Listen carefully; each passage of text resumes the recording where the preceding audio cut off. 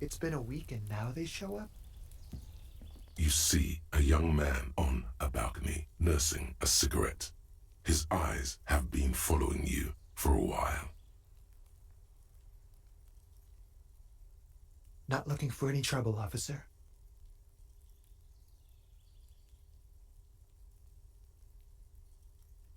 I don't want to be seen talking to the gendarmerie if that's okay. I just want to finish my cigarette. It's the god of cigarettes and youth. Ask him if he's got anything to spare. Is it really that important? Like a nervous cat, he keeps stealing looks at the neighboring windows. All right, but make it quick. Once I finish this cigarette, I have to run. By God, this young man has the body of a decathlete. His lithe form was practically made for vaulting over the high bar. Occasionally. Why?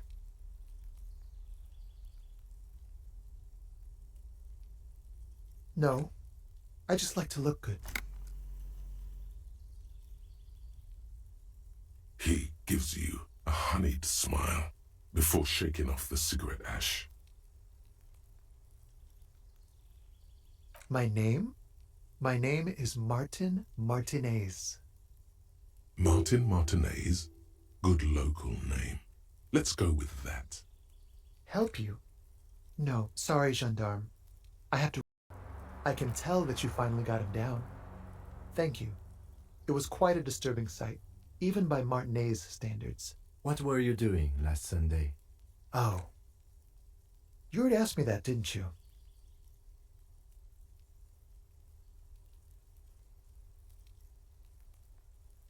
No, not you. Some more muscular type. And when did you speak to this more muscular gentleman? Last week? I don't know. Look. You didn't answer the question. What were you doing last Sunday? I had a friend over.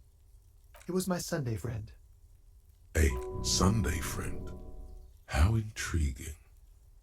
He doesn't reply, gesturing no with his cigarette. Under the grey sky, snow continues to pile on the neighboring windowsills. Someone hides behind a curtain. Those windows have eyes, and those eyes are watching, spying on you three.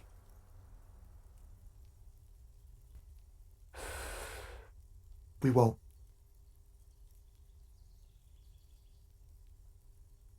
Now, if you'll excuse me, I really need to get going. This isn't the place or time for questions. Who knows who might be watching from the distance, hidden behind the curtains? For a moment, the man on the balcony seems almost vulnerable. Something moves in the depths of his feline eyes. Compassion and a hint of understanding. There's snow gathering on his hair and on his shoulders, a speckle of white against the purple that hangs loose on his slender frame. I am sorry, but I really don't have the information you're looking for. But, hold on, what's that? For a split second, his hand lingers, as though gesturing towards a stone placed right next to the front door. It's a sign. Good luck with the investigation.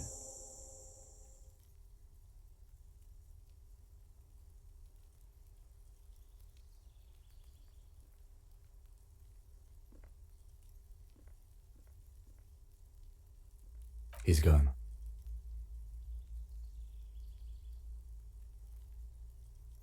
No point in running. Tenements like these often have multiple exits. If he doesn't want to talk to us, then he'll know how to hide himself.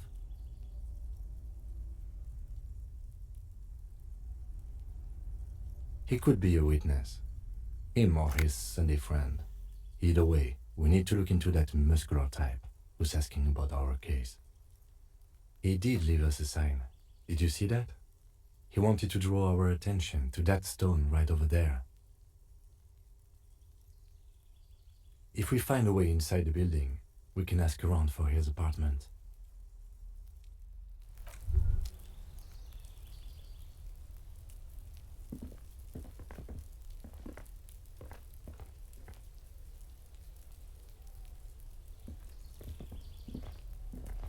A stone like any other, lying in a whirl of sleet and mud.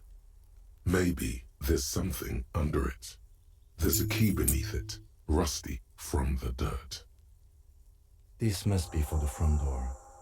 Pity doesn't have the apartment number on it. This building has many apartments and the man can be in any of them. We'll just have to go in and see.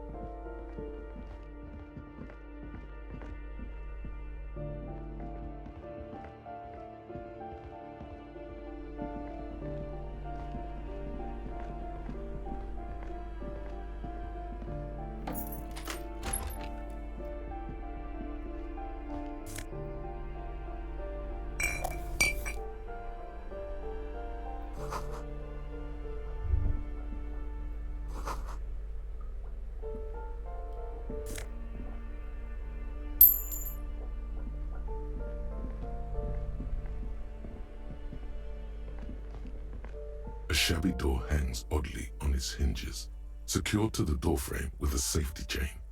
An unpaid energy bill is attached, threatening to cut off the electricity. It's addressed to Mr. Uno Doroita. Your heartbeat quickens, palms go sweaty. The siren of amphetamine is singing you her song.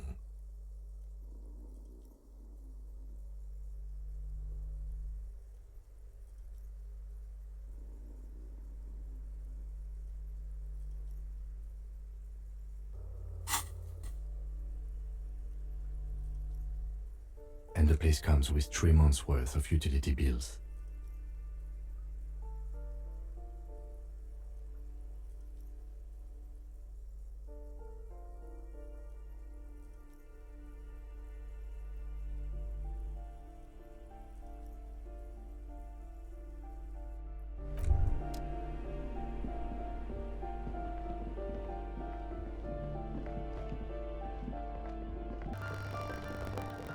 That isn't just a five-pointed star. It's an inverted white pentagram cradled in a wreath of antlers, the iconography of communism, in other words. The star and antlers was developed in the 6th decade of the last century and quickly adopted by Mezov and the communards during the revolution. Even today, half a century after, the star and antlers retains the ability to evoke hope, disappointment, and fear in equal measure. The wreath of antlers represents a natural crown. It was about building a society that could exist in accord with the natural world, and at the same time above it, because white is the colour of peace, to symbolize the toppling of the old order. Also, some social democrats were already using it. Gone is the glory of hope. Only the scribblings of impoverished students remain in dirty hallways.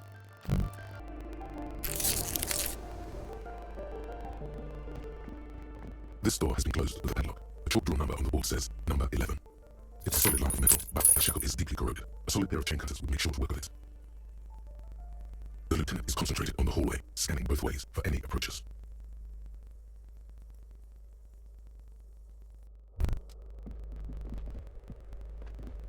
You hear someone walking around inside, rearranging the furniture. The number on the panel says 10.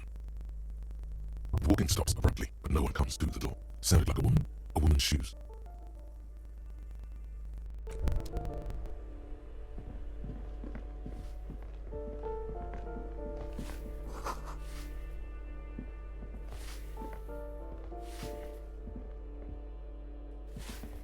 Give me a moment.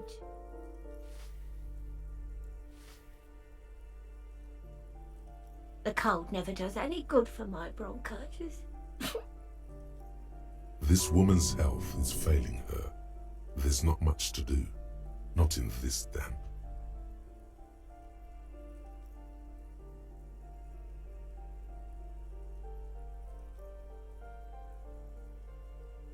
Go ahead then. What do you want to know, policeman?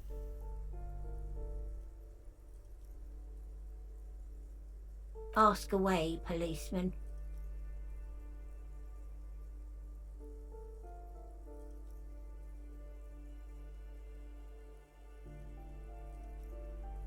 I don't want to talk about Deweeters. Addicts, all of them. And sometimes I hear them screaming. They don't like me cleaning behind their door. Think I'm listening in on their fights. So she doesn't. Not after that one time. There's a that one time here. It didn't get physical. She heard something she doesn't want to hear again. We saw unpaid utility bills. Aren't they going to be evicted? No one likes them in this building. It's only because of the kids they haven't been thrown out. I don't like talking about those people. Oh, that one is a scientist, a future scholar. I think he studies astrology at the community college. Education's good. I always tell them to study. Something to do with all those stars around his door. He asked me to leave his drawings up on the wall.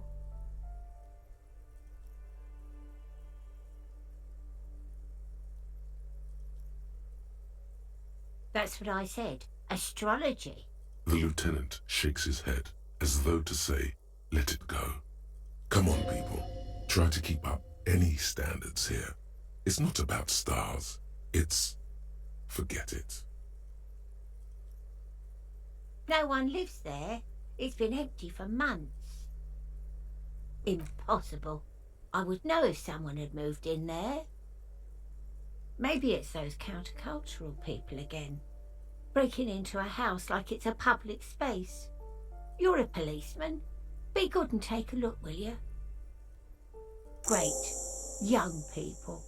They're worse than rats. You know, always littering the hallways with trinkets and empty beer cans. People come and go. I don't keep an eye on everyone. The artiste? Nothing I can do about her, I'm afraid.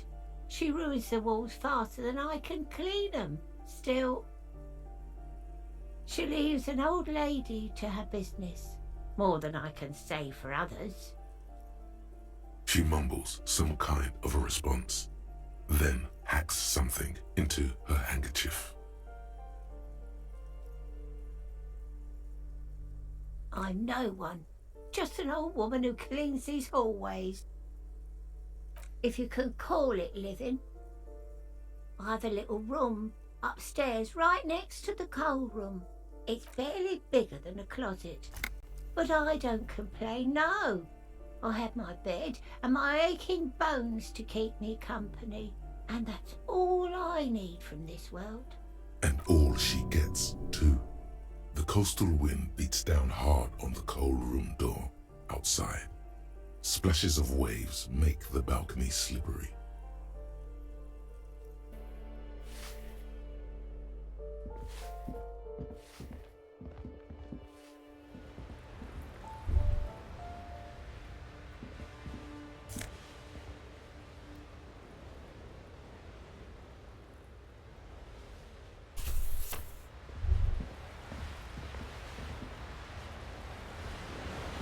A shift in temperature, the air chills around you. Dust settles on the stony floor. A former architect stands before a slice of window, a room plan in her hand. A cold wave has made the air in the building stand still and frozen, with temperatures falling down to minus 20 degrees Celsius. Is red from the cold. She's breathing on her fingers, clasping the plan. Traces of sadness are visible in her expression. Faint pencil lines on paper depict the same place, but a missing eastern wall connects the room with the neighboring apartment. Ideas for arranging the furniture have been jotted down.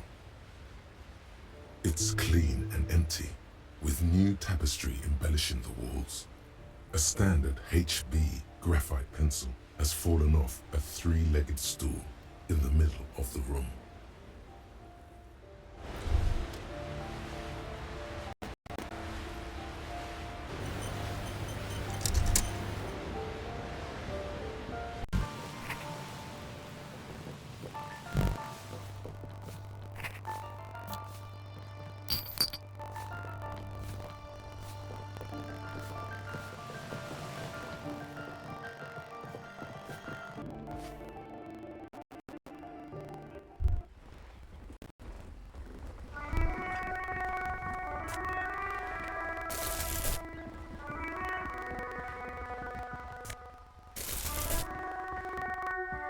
Ooh, the piggies have learned how to saunter up staircases. I didn't think you could do that with hooves, but here you are. Yeah, I can see that. Cool mutations. That smell coming from her paint bucket. It's not paint, it's heavy fuel oil.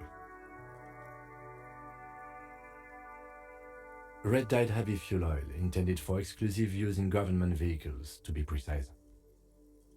What did you think I was using? Aquarels? Sucked it out of a cop's fuel tank myself. Back in Jamrock. She really did it. She's proud of it too.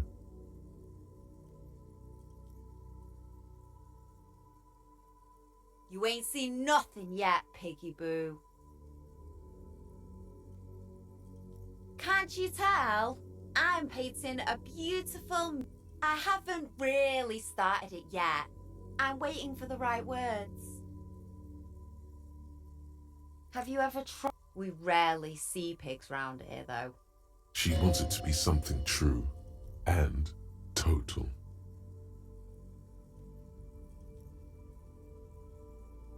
This place is severely lacking in havoc. Not even the occasional trash can fire to break up the tedium. I thought I'd mix it up, you know, summon the forces of crime and social chaos with a wall-sized invitation. Yeah?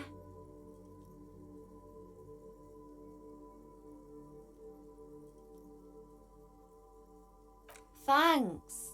I'm sure the inspiration... You've lessened her desire to deface the building.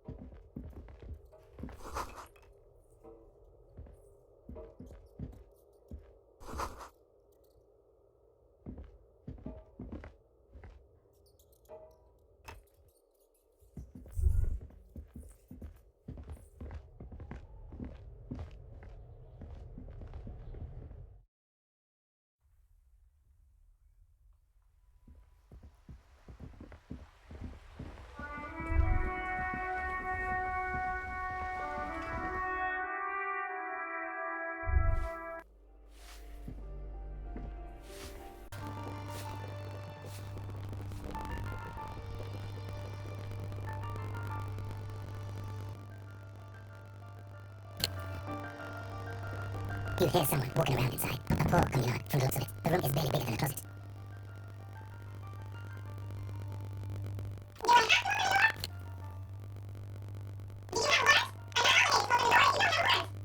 Let's go. We don't have a reason to get inside that apartment. Later then. Entering this door seems a physical challenge.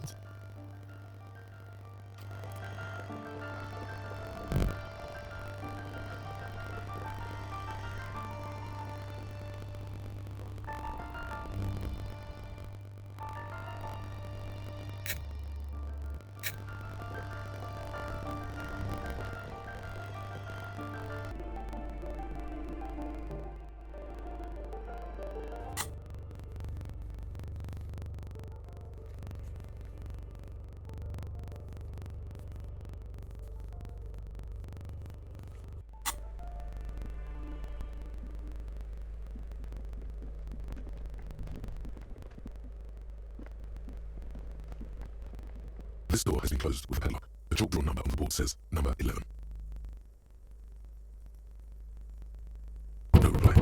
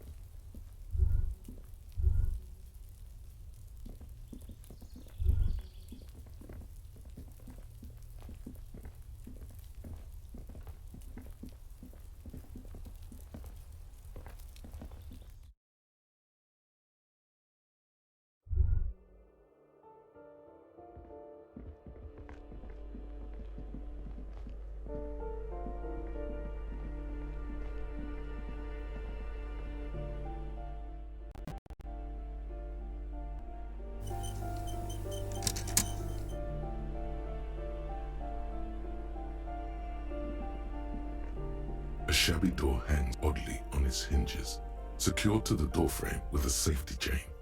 An unpaid energy bill is attached, threatening to cut off the electricity. It's addressed to Mr. Uno Doroita.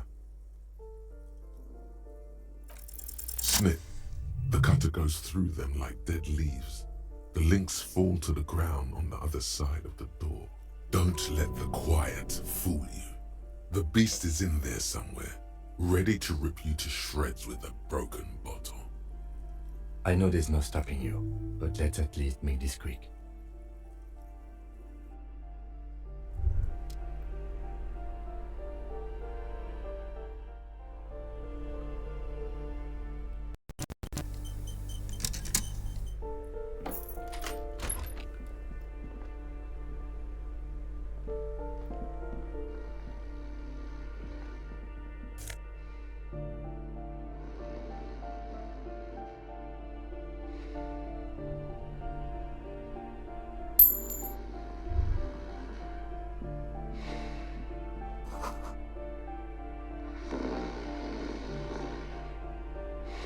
A phone book lies open on the table, covering a stack of utility bills. Right next to it, in plain sight, sits a small bottle of amphetamine, conveniently equipped with a straw. Score, it's right there, baby. Today's your lucky day.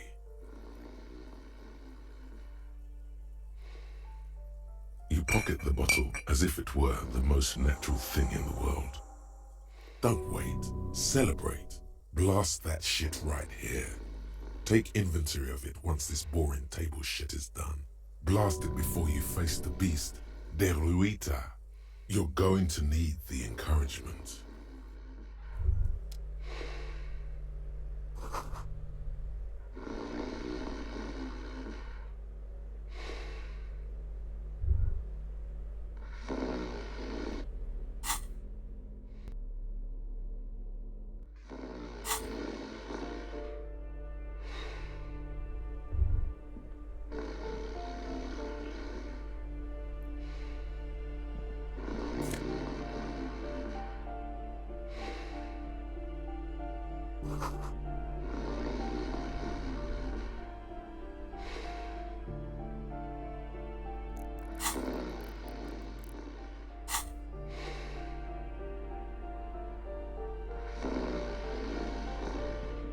A bundle of clothes heaped on the bed, a stained parka, some towels and a duvet, some socks even. In the dark, it looks like a nest.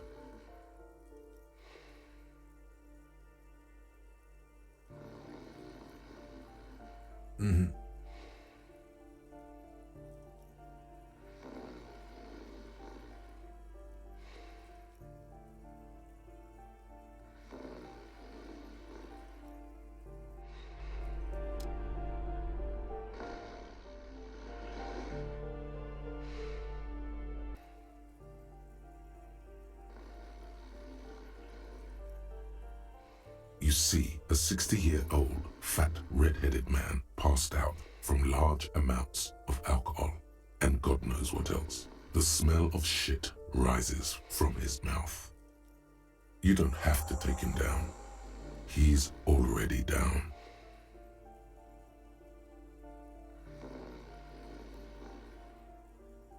I'm afraid it is. Look, it moves. And look, the other foot is camouflaged by a striped sock bearing the name Maxtor on the sole.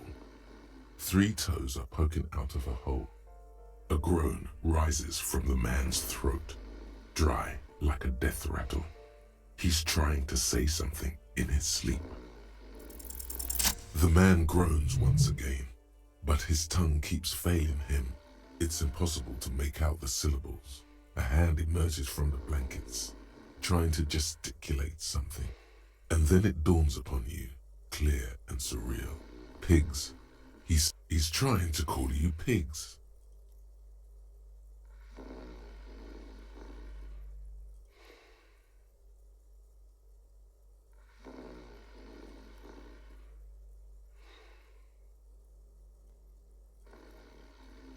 His hand falls back on the bed, limp and defeated. A loud snore escapes his mouth. He's asleep again. At least he got to say his piece.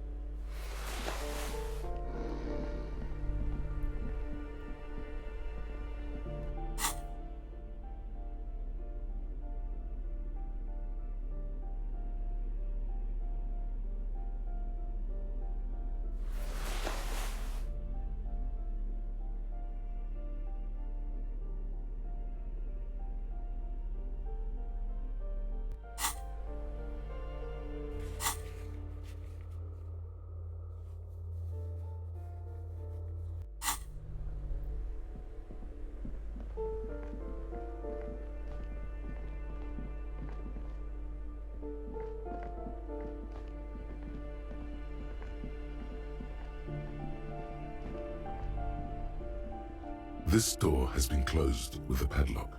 A chalk-drawn number on the board says, number 11. What are you doing? You're trying to cut the body of the lock with the chain cutters, and it's really not working. I believe it's the shackle you mean to cut, Detective.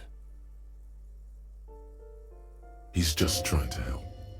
Don't take it bad. Relax.